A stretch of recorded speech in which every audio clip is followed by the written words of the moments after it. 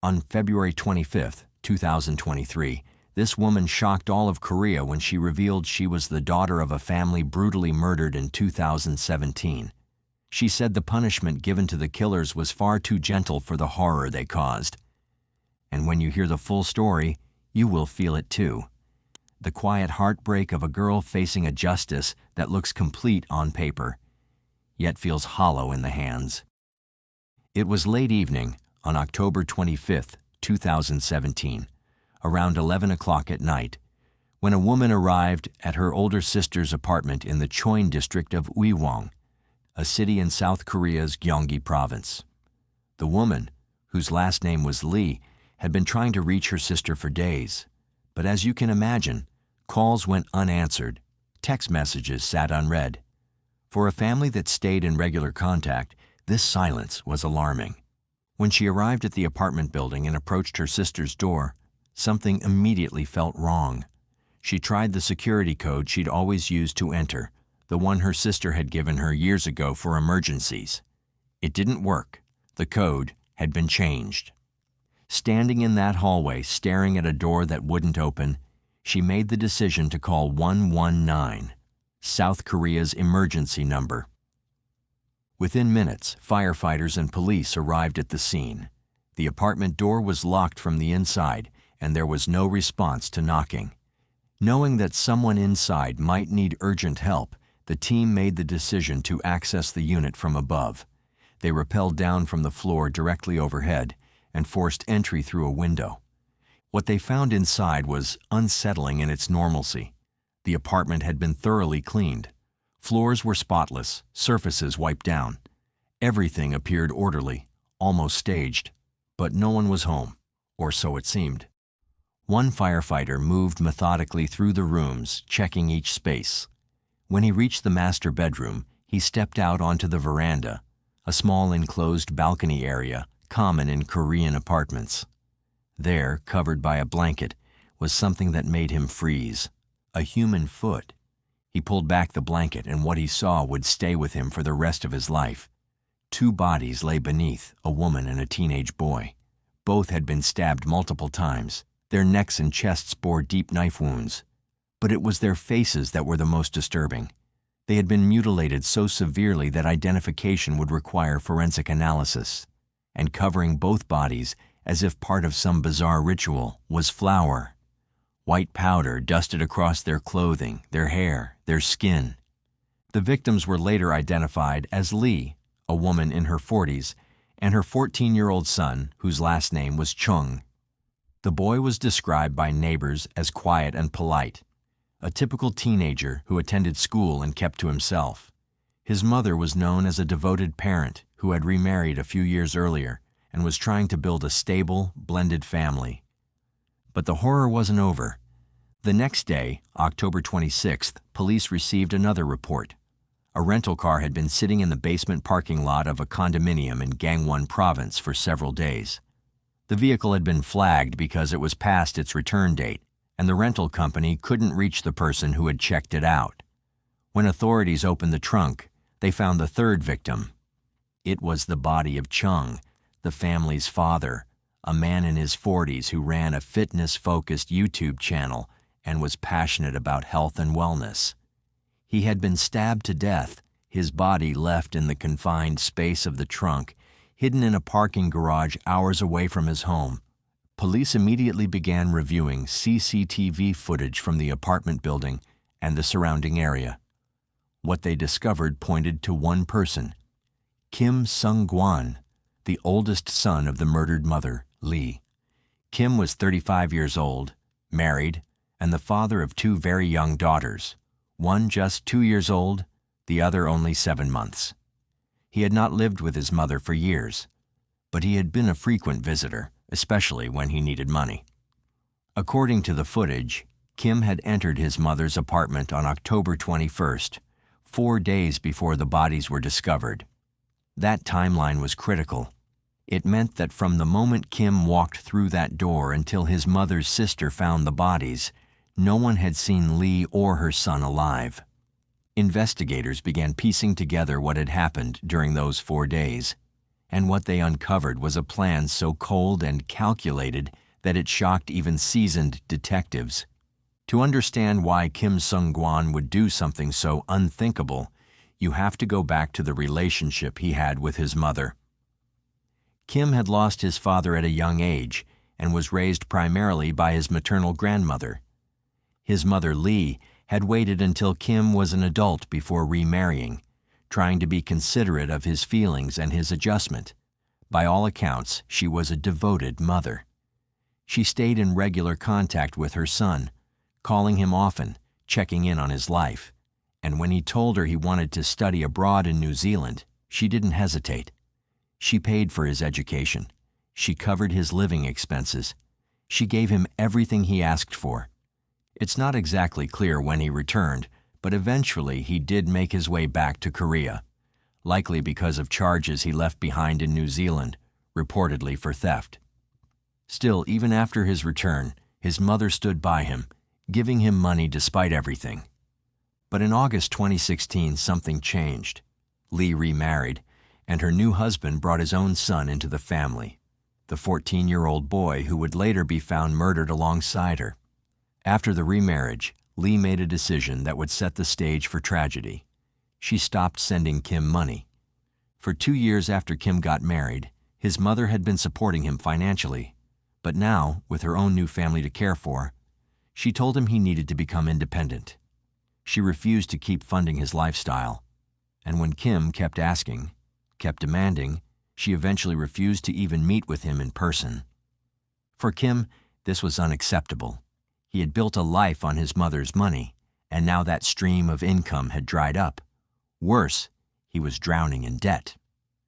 At the time of the murders, Kim owed approximately 60 million won to his in-laws, roughly 50,000 US dollars. He owed another 5 million won to financial institutions. His wife Chung was also in debt to the tune of 15 million won. They were trapped, and Kim saw only one way out: his mother's money.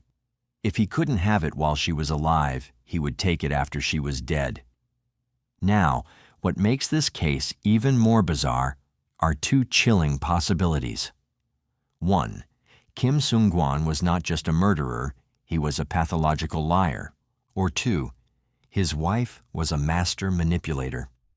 To everyone around him, his wife, his in-laws, his friends, Kim presented himself as a successful man.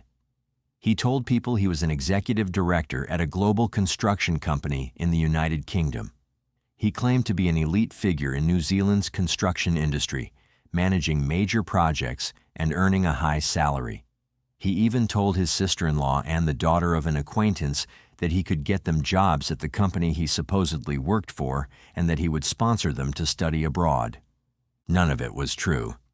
In reality, Kim worked odd jobs at construction sites in New Zealand. He had no executive position, no prestigious career, no wealth of his own, and his paternal grandfather, whom Kim claimed would soon leave him 2 buildings as an inheritance, was actually living in the countryside as a recipient of basic government assistance, South Korea's version of welfare. Kim's entire life was a fabrication, and the only thing holding it together was his mother's money. When that support ended, his house of lies began to collapse. He couldn't keep up with his debts. He couldn't maintain the image he had built, and so, rather than admit the truth, he decided to eliminate the one person who could expose him, and take her wealth in the process. On October 21, 2017, Kim Sung-kwan went to his mother's apartment. It's unclear whether she knew he was coming, but based on the evidence, investigators believe he arrived with a plan already in motion. He brought a knife. He had already rented a car under a false premise, and he had mentally prepared himself for what he was about to do.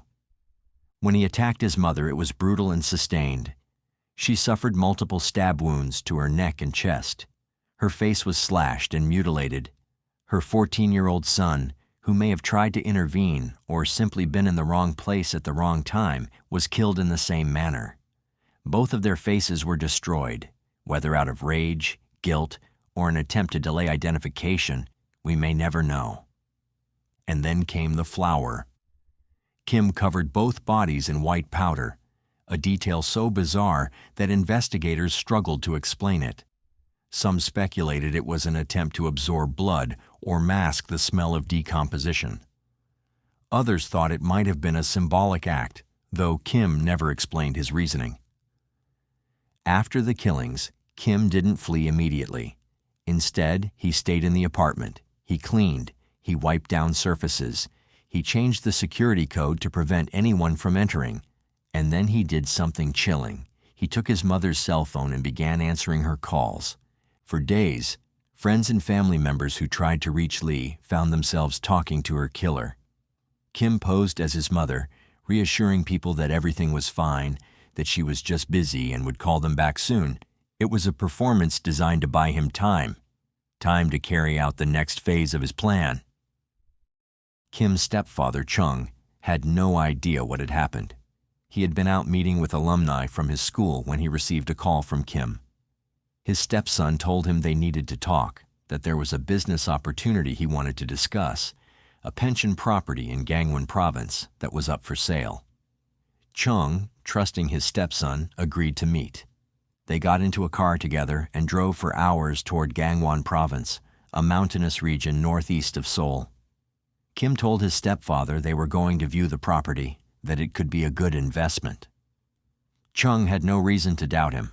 Around 8 o'clock that evening, Kim pulled into a rest area along a quiet, isolated road in Pyeongchang.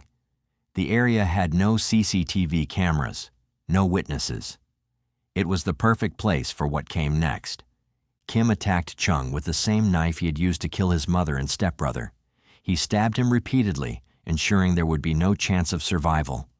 Then, with methodical precision, he loaded his stepfather's body into the trunk of the rental car and drove to a condominium in Hongcheon, where his wife and 2 young daughters were staying. The following day, just before he was supposed to check out of the condo, Kim left his stepfather's body in the rental car, parked it in the basement lot, and drove to Seoul with his family. On October 23rd, 2 days before the bodies would be discovered, Kim Sung-gwan made his move.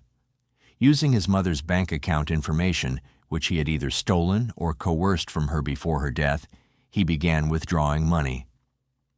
Over the course of several transactions, he took out approximately 120 million won, roughly 100,000 US dollars.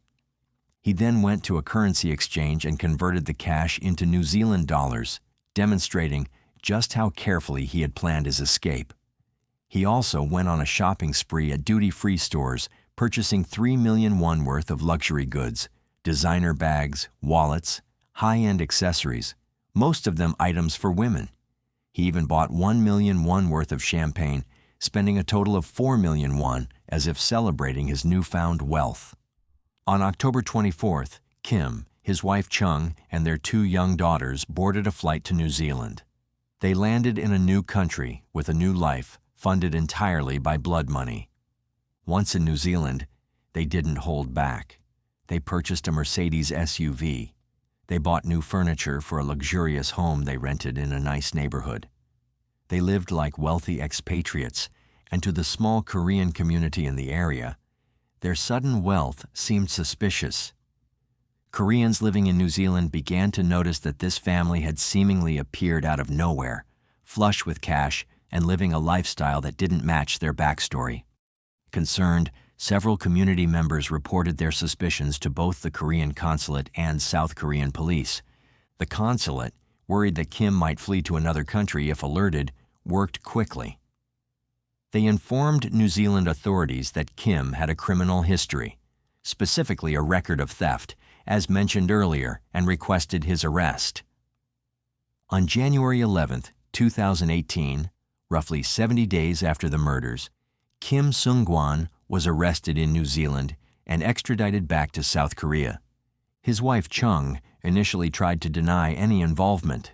She told her family that Kim had been arrested over some old theft charge and would be released soon. But when investigators confronted her with the evidence, she had no choice but to return to South Korea with her children.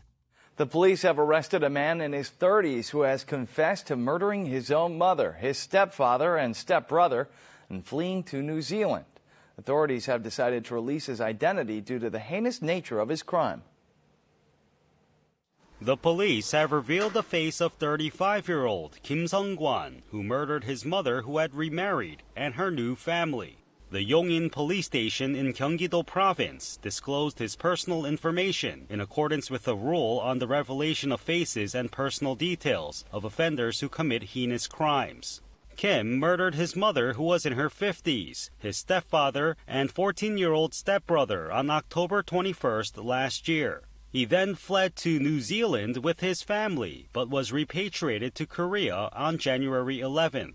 Kim had insisted that he accidentally murdered his mother and her new family while having a quarrel. However, in the face of continued police interrogation, he admitted that the crime was planned.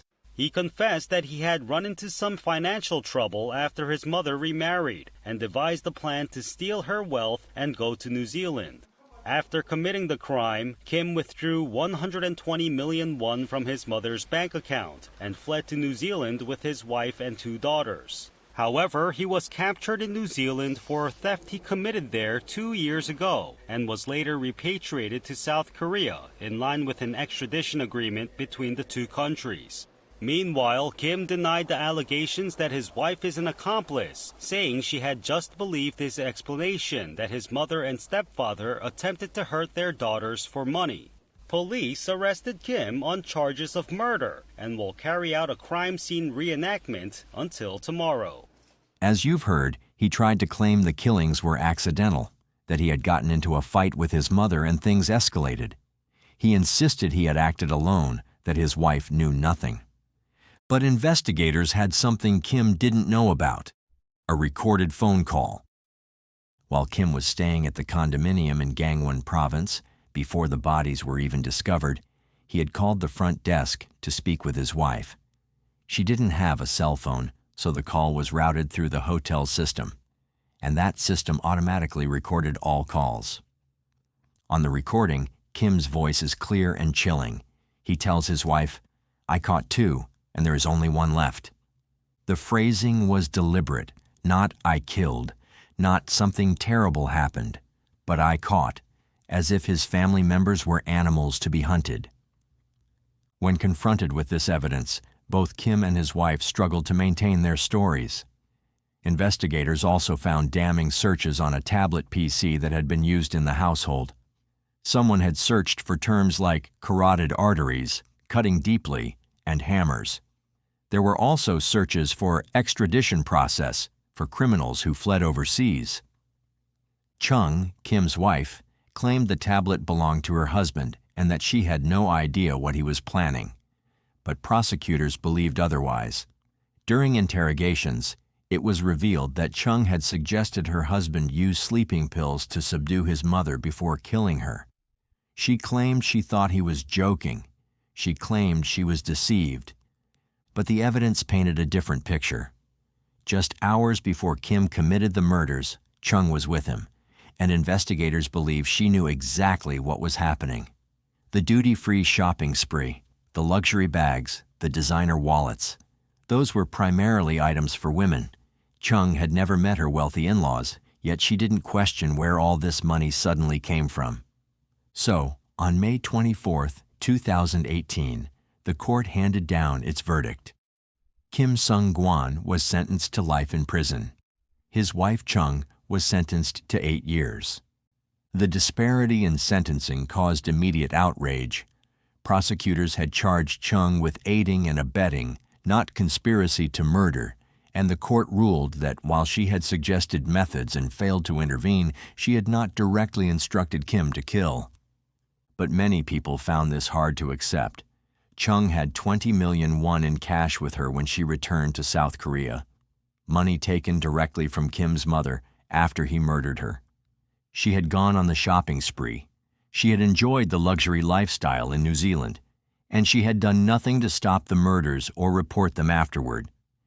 During her trial, Chung presented a handwritten note to reporters. It read, "I didn't do it for the money. I did it to save my daughters." What parent wouldn't be mad if they heard that someone would kidnap and kill their daughters? I've been deceived by my husband for 3 years. Everything was a lie, please help me. This statement referred to one of Kim's most twisted lies. In the months leading up to the murders, Kim had convinced his wife, and even his in-laws, that his mother was dangerous. He told them that Lee had threatened to kidnap and kill their granddaughter. He painted his mother as the villain, the abuser, the threat, and everyone believed him. Profilers who analyzed the case said this was classic behavior for a pathological liar. Kim didn't just lie to get what he wanted. He believed his own lies. He had convinced himself that his mother was the problem, that she deserved what happened, and he successfully manipulated everyone around him to see her the same way. Some experts went even further, suggesting that Chung may not have been the naive victim she claimed to be. One profiler noted that Chung could have been the one gaslighting Kim, telling him that his mother's money was rightfully his, that he deserved it, that his mother was selfish for cutting him off. The truth may be somewhere in between, a toxic marriage built on lies, debt, and mutual desperation. Prosecutors appealed Chung's sentence, but the appeals court upheld the original 8-year term. She was released in 2025 after serving her full sentence. She was given a new identity for her protection.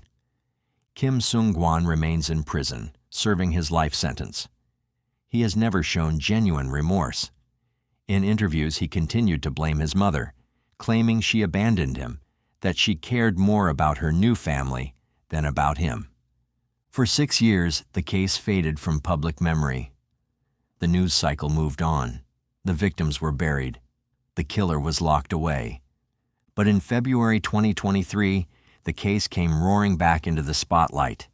A popular health and fitness YouTuber known as Adoni Teacher, who had built a following of over 190,000 subscribers, posted a video that shocked her audience. In it, she revealed that she was the daughter of Chung, the stepfather who had been murdered and left in the trunk of a rental car. She spoke openly about the pain she still carried. She described the moment she learned her father was dead, the image of his body slashed and discarded like trash. She said she still cries when she thinks about him, and she explained that part of the reason she started her YouTube channel was to keep his memory alive, to make sure people didn't forget what happened. Her video went viral. Comments poured in, messages of support, expressions of grief, and renewed anger at the lightness of Chung's sentence. People demanded to know how someone who aided in the deaths of 3 people could walk free after just 8 years. Sadly, this wasn't the first time such a violent case happened in Japan. Another subscribe for more deep dives. Thank you once again for watching.